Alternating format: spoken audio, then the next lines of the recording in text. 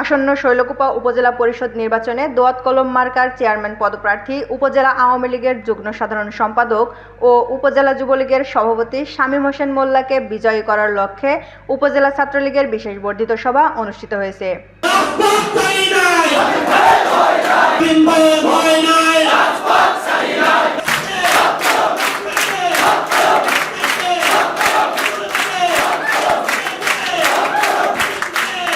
তেসরা মে শুক্রবার উপজেলা প্রাথমিক শিক্ষক সমিতির মিলনায়তন ভবনে এই বিশেষ বর্ধিত সভা অনুষ্ঠিত হয়।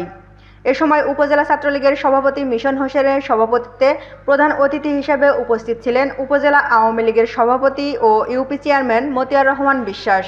এ সময় আরও উপস্থিত ছিলেন উপজেলা আওয়ামী লীগের সহসভাপতি নাসির খান, পৌর আওয়ামী লীগের সাধারণ সম্পাদক ও ইউপি চেয়ারম্যান ইকু শিকদার, উপজেলা কৃষক লীগের সভাপতি ও চশমা মার্কার ভাইস চেয়ারম্যান পদপ্রার্থী জাহিদুন্নবী কালু, উপজেলা মহিলা যুবলীগের সভাপতি ও হাঁস মার্কার মহিলা ভাইস চেয়ারম্যান পদপ্রার্থী আফরোজা নাসরিন লিপি।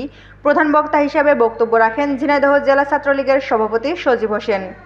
এ সময় আরও বক্তব্য রাখেন শৈলকুপা পৌর ছাত্রলীগের সভাপতি অরিন, সাধারণ সম্পাদক সোহান হোসেন, সরকারি ডিগ্রি কলেজ ছাত্রলীগের সভাপতি নিশান শিকদার সহ সকল ইউনিয়ন ছাত্রলীগের সভাপতি, সাধারণ সম্পাদক সহ সকল পর্যায়ের নেতাকর্মীরা।